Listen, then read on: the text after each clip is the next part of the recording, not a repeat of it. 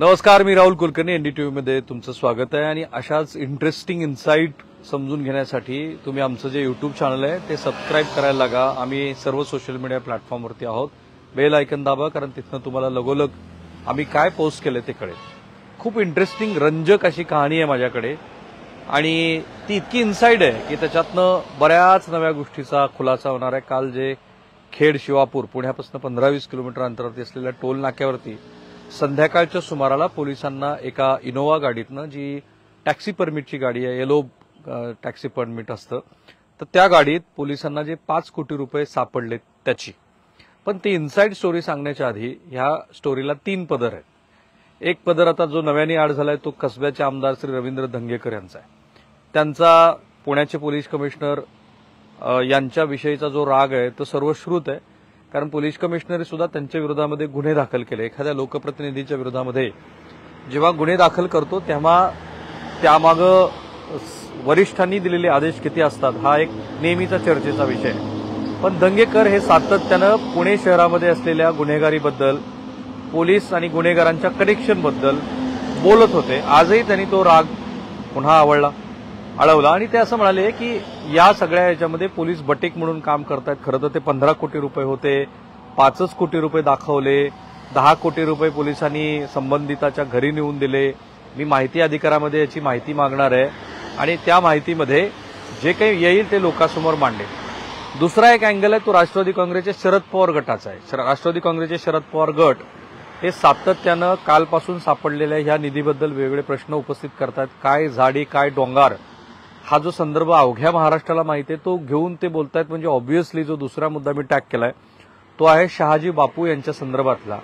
आणि तो शहाजी बापू यांच्या संदर्भात असल्यामुळे सगळ्यांना कळून चुकलंय की हे जे पैसे आहेत हे शहाजी बापूचे आहेत. पोलिसांनी सांगितलं की मुळात मुंबईपासून कोल्हापूरकडे ही रक्कम निघाली होती. पण यातली इन्साइड स्टोरी क्रमांक ही आहे की ही रक्कम मुंबईतून कोल्हापूरला निघालेली नसून ती मुंबईतनं सांगोल्याला निघालेली होती. याबद्दल तर मी अगदी खात्रीनं सांगू शकतो, इतक्या वरिष्ठ लोकांशी मी बोलतोय.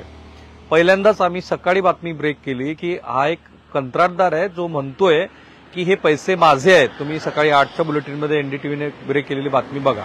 अवघ्या महाराष्ट्राला पहिल्यांदा आम्ही सांगितलं की कोणीतरी आलाय मायका पूत की जो असं म्हणतोय की हे पैसे माझे. तर याच्यातला जो शरद पवार गट आहे त्यांना एक आयती संधी मिळाली आहे की या निमित्ताने वेगवेगळ्या पद्धतीचे आरोप करून त्याच्यातनं खरं कोठं सिद्ध होईपर्यंतच एक प्रकारचं पॉलिटिकल नेरेटिव्ह या सरकारच्या विरोधामध्ये करणं. आणि त्या नेरेटिव्हचा सर्वात मोठा भाग आहे की श्री एकनाथ शिंदे यांनी 15 कोटी रुपये प्रत्येक आमदाराला द्यायचं ठरवलं होतं आणि त्यातले 5 कोटी रुपये देत असताना हे पैसे सापडले गेले. आणि म्हणून एक प्रकारे एकनाथ शिंदे हे पैशाच्या जोरावरती लोकसभेला जसे निवडणूक जिंकले तसेच ते विधानसभेलाही जिंकण्याचा प्रयत्न करतायत. अशा पद्धतीनं आधी जितेंद्र आव्हाड, मग रोहित पवार वगैरे ही मंडळी एक प्रकारे भाष्य करतायत. मला खात्री आहे की पुढची आठवडाभर तरी हा विषय चर्चेत राहील. आम्ही निवडणूक आयोगाकडे पण विचारणा केली की बाबा अशा पद्धतीनं किती घडामोडी घडल्या. तर साधारणपणे रविवारपर्यंत 700-750 आचारसंहिता भंगाच्या वेगवेगळ्या स्वरूपाच्या तक्रारी निवडणूक आयोगाचे जे लाईव्ह ॲप आहे त्याच्यावरती आले होते. आणि 31 कोटी रुपये निवडणूक आयोगानं वेगवेगळ्या कारणानं कॉन्फिस्केट केलेत आणि ते पैसे आता सध्या तरी जप्त आहेत. आता यातला तिसरा अँगल आहे तो म्हणजे उबाटा गटाचा, तो म्हणजे सुषमा अंधारे यांचा. त्यांनी एक ट्विट केलंय, खेड शिवापूर टोल नाक्यावर 5 कोटी घेऊन जाताना गाडीत असणाऱ्या 4 पैकी एक रफिक नदाफ, ज्याची बातमी एनडीटीव्हीनं ब्रेक केली होती की असा एक कंत्राटदार आहे रफिक नदाफ जो म्हणतोय की मला हे पैसे माझे आहेत. हा शहाजी बापूचा अत्यंत विश्वासू मनुष्य आहे. बरं, महाराष्ट्रासाठी पहिल्यांदा हा रफिक नदाफ कोण आहे? तो जो व्हिडिओ व्हायरल झाला काय झाडी काय डोंगार, तो व्हिडिओ जेव्हा शहाजी बापू हे गुवाहाटीला होते तेव्हा त्यांच्याशी संवाद साधणारा हा रफिक नदाफ आहे असं सुषमा अंधारे यांचं मत आहे. म्हणजे तो किती क्लोज आहे शहाजी बापू यांचा की ज्यांच्याशी तो काहीही संवाद साधू शकतो. तर या 4 पैकी तो एक आहे. अशा अर्थाने एक सबळ पुरावा सुषमा अंधारे शहाजी बापू यांच्या विरोधात मांडताना दिसत आहेत. आणि पॉलिटिकली जेव्हा एखादी गोष्ट आपण मांडत असतो तर बऱ्याच गोष्टी ह्या सूचित करायच्या असतात, त्या सूचित केल्या जातात की हा पैसा कसा, रफिक नदाफ जो सांगतोय की हा पैसा माझाच आहे, मी एक ठेकेदार आहे आणि ठेकेदार असल्यामुळे तो पैसा घेऊन मी जात होतो. सो आता सुषमा अंधारे यांनी पहिला भाग जो मांडलाय ज्यांच्या विरोधामध्ये शहाजी बापूच्या, की रफिक नदाफ हा तोच व्यक्ती आहे जो काय झाडी काय डोंगर बनत होता आणि तो एवढ्या जवळचा आहे. दुसरा त्यांचा मुद्दा आहे सागर पाटील हा त्यातला, कारण या गाडीमध्ये एकूण 4 जण आहेत. कोण कोण आहेत बघा. सागर पाटील हा सांगोल्याचा रहिवासी आहे, रफिक नदाफ सांगोल्याचा रहिवासी आहे, बाळासाहेब आसबे हा सांगोल्याचा रहिवासी आहे, शशिकांत कोळी जो त्या गाडीचा ड्रायव्हर आहे तोही सांगोल्याचा रहिवासी आहे. या 4ही जणांना काल पोलिसांनी ताब्यात घेतलं होतं, त्यांच्याकडचे पैसे जप्त केले होते. तर आता सुषमा अंधारे यांचं असं मत आहे की सागर पाटील हा शहाजी बापू यांचा सख्खा पुतण्या आहे. म्हणजे मुद्दा क्रमांक 2 काय, तर हे सगळं प्रकरण हे शहाजी बापू यांच्याशी निगडीत आहे. हे सगळं प्रकरण हे श्री एकनाथ शिंदे यांच्याशी निगडीत आहे. हे सगळं प्रकरण हे निवडणुकीतल्या भ्रष्ट पैशाशी निगडीत आहे. हे सगळं प्रकरण हे एकनाथ शिंदे 15 कोटी रुपये प्रत्येक आमदाराला देऊन कशी निवडणूक इन्फ्लुएन्स करतायत त्याच्याशी निगडीत आहे असं सांगण्याचा हा प्रयत्न आहे. त्यातली ही एक इनसाइड स्टोरी आहे. जे काही आरोप प्रत्यारोप केले जात आहेत त्यातला जो भाव आहे, जो मधला भाग असतो तो मी समजावून सांगितला. आता इनसाइड स्टोरी पण मी तुम्हाला सांगतो. पहिली मला जी काही माहिती मिळाली त्याप्रमाणे हा पैसा हा निश्चितपणे सांगोल्यालाच चालला होता.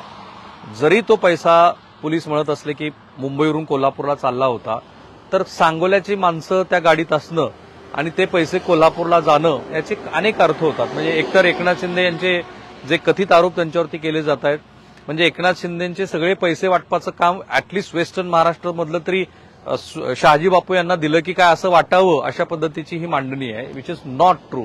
हे पैसे हे सांगोल्यालाच जात असावेत असा अंदाज आहे. दुसरा भाग असा आहे की काय कॅज्युअल पद्धतीनं, कारण निवडणुकीमध्ये काळ्या पैशाचा सोर्स आणि त्याचा वापर ही काही आजची गोष्ट नाहीये. ती गेली अनेक वर्ष सुरू आहे. त्याला रोखण्यासाठी इलेक्ट्रोल बॉन्ड आणले.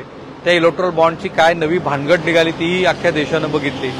आता त्या काळ्या पैशाबद्दल पुन्हा देशात चर्चाशी सुरू झाली की हा सगळा काळा पैसा थांबवायचा असेल तर खरं तर सरकारनीच निवडणुका कॉन्डक्ट कराव्यात. ज्यांना निवडणूक लढायची त्या पक्षाला त्याच्या उमेदवाराच्या तुलनेमध्ये पैसे द्यावेत, म्हणजे ऍटलीस्ट हा काळा पैसा थांबेल. निवडणूक आयोग जो काही इलेक्शन खर्चाची मर्यादा घालून देतो ते पूर्ण थोतांड आहे. त्या थोतांडाच्या मर्यादेत कुठलाच खर्च होत नाही. म्हणजे मला कुठला पक्ष मी सांगणार नाही, पण बारामतीमध्ये किमान मागच्या लोकसभा निवडणुकीमध्ये 500 कोटीचा धुराळा उडाला असं म्हणतात. मराठवाड्यातले अनेक मतदारसंघ असे आहेत की जिथले आकडे ऐकून आपण चक्रावून जातो. 200 कोटी 100 कोटी, आणि त्या आकड्यामध्ये अजिबात एक्झॅजरेशन नाहीये. बूथ लेवल पासून ते गाव पातळीवरच्या सरपंचाला मॅनेज करण्यापर्यंत राजकीय नेत्यांना पैसे खर्चच करावे लागतात. निवडणुकीसाठी पैसा, निवडून आल्यानंतर पुन्हा पैसा त्यातनं तयार करणं आणि पुन्हा निवडणुकीसाठी खर्च करणं, असं ते एक विशेष सर्कल आहे. आणि त्या सर्कलमध्ये सगळे राजकीय पक्ष गुंतलेले आहेत. कोणीच कुणाला नावं ठेवायचं काही कारण नाहीये. डाव्यांचा अपवाद मी मानू शकतो, शेकापचा काही प्रमाणामध्ये. त्यातही शेकाप म्हटल्यानंतर महाराष्ट्रात ज्यांची नावं डोळ्यासमोर येतात अशांची नावं आठवून बघा, तुम्हाला वाटेल की हे सुद्धा त्याला अपवाद नाहीये. सो हे वास्तव आहे की निवडणुकीमध्ये काळ्या पैशाचा वापर होतो. शेकडो कोटी रुपये पकडले जातात. गंमत यातली ही आहे की ज्या पद्धतीनं हे कॅज्युअली पैसे घेऊन जात होते, म्हणजे आपलं सरकार आहे तर त्याबद्दल यांना पूर्ण विश्वास असावा की काही होणार नाही. आता दुसरी इनसाइड स्टोरी अशी आहे की ह्या सगळ्या प्रक्रियेमध्ये 3 यंत्रणा गुंतलेल्या आहेत. एक आहे पोलीस यंत्रणा, दुसरी आहे जिल्हा प्रशासन आहे, तिसरं आहे इन्कम टॅक्स. आता ह्या तिन्ही, एकदा पोलिसांनी हे पैसे ताब्यात घेतल्यानंतर या तीनही लोकांचा याच्यामध्ये समावेश होतो. आता असा समावेश झाल्यानंतर या तीनही यंत्रणावरती माझी माहिती अशी आहे की कमालीचा काल त्यांच्यावरती दबाव होता की या पद्धतीनं जे एक्सपोजे सुरू आहे ते तुम्ही करू नका. ज्यांची नावं समोर येणार आहे ते कोणाचा दबाव होता, काय चाणाक्ष आहेत आपले प्रेक्षक, कुठल्या डिपार्टमेंटवरती असावा हेही तुम्हाला कळून येईल. पण याच्यामध्ये 3 डिपार्टमेंट होती आणि त्या तीनही डिपार्टमेंटनी चोख काम केलं. म्हणजे खरं तर पोलिसांचं कौतुक करायला हवं, निवडणूक आयोगाच्या यंत्रणेचं कौतुक करायला हवं की जर हा पैसा, जे सुषमा अंधारे आणि सगळी मंडळी म्हणतायत त्याप्रमाणे तो सत्ताधारी पक्षाशी निगडीत होता, तरी आजही आपल्याला काहीतरी कणा आहे असं या मंडळीने दाखवून दिलं, ज्याच्याबद्दल खूप चर्चा होते. कारण पश्चिम महाराष्ट्राचं वैशिष्ट्य काय की आजवर अनेक वेळेला असे आरोप होत आलेले आहेत की पश्चिम महाराष्ट्रातल्या ब्युरोक्रेसीच्या मदतीनं सरकार कुणाचंही असो पैसे हे पोचवले जातात. मग कधी तहसीलदाराची गाडी वापरली जाते, कधी पोलिसांच्याच गाडीतनं पैसे जातात, कधी व्हॅनमधनं पैसे जातात, कधी आरोग्य विभागाची गाडी वापरली जाते आणि याच्यात तथ्य नसावं असं कुणीही म्हणणार नाही. सो एकीकडे अशा पद्धतीच्या वापराची जेव्हा पश्चिम महाराष्ट्राच्या अनुषंगाने, मराठवाड्याच्या अनुषंगाने चर्चा होते तेव्हा पोलिसांनी केलेल्या या गोष्टीचं कौतुक आहे. म्हणजे मला अंदाज आहे की या तीनही यंत्रणेवरती किती प्रकारचा दबाव आलेला असू शकतो आणि तो आलेला असावा असं आता प्राथमिकदृष्ट्या दिसतं आहे. आता याच्यात पुढचा एक महत्वाचा टप्पा झालाय. पोलिसांनी हे पैसे जप्त केले.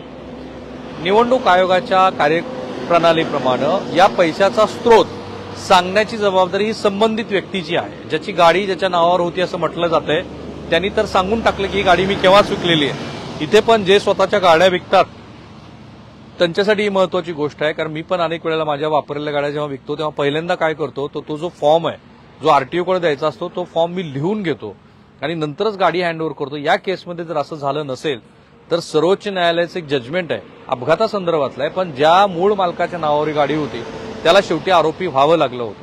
सो या केसमध्ये कुणीतरी नलावडे नावाचा व्यक्ती आहे, तोही सांगोल्याचा आहे.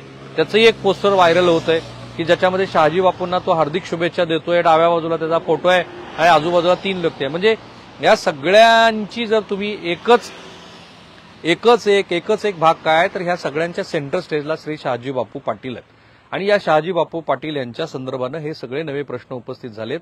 पण आता प्रणाली अशी आहे की आयकर विभागानं ज्या कोणी नदाफनी हा दावा केलाय त्याला विचारलंय की तुझे पैशाचा स्रोत काय. आपल्याकडे इन्कम टॅक्सचा ऍक्ट असं सांगतो 2,000 रुपयापेक्षा अधिकचे रोखीचे व्यवहार तुम्ही करूच शकत नाही. That is crime. म्हणजे जर 5 कोटी रुपये तुम्ही रोखीनं काढून घेऊन जात असाल तर ते कुठून काढले होते हेही तुम्हाला सांगावं लागणार आहे. त्या पैशाचा स्रोत सांगावा लागणार आहे. आणि आता इन्कम टॅक्सनी तेच केलेलं आहे. इन्कम टॅक्सनी काय केलं तर इन्कम टॅक्सनी हे पैसे ताब्यात घेतले. ते ट्रेझरी ऑफिस जे पुण्याचं आहे त्याच्या शेजारी एसबीआयची एक ब्रँच आहे, त्या ब्रँचमध्ये ते पैसे ठेवलेत. ह्या नदाफला विचारा की बाबा तुझा जो काही पैशाचा स्रोत आहे तो आम्हाला सांग. जर तो आयकर इन्कम टॅक्सच्या नियमाप्रमाणे तो बसला तर ते पैसे त्यांना परत दिले जातील. अन्यथा इन्कम टॅक्सचा रूल आहे की जे काही पैसे असतात त्याच्या 100% ते दंड ठोठावतात. कधी कधी 120% ही रक्कम जाते.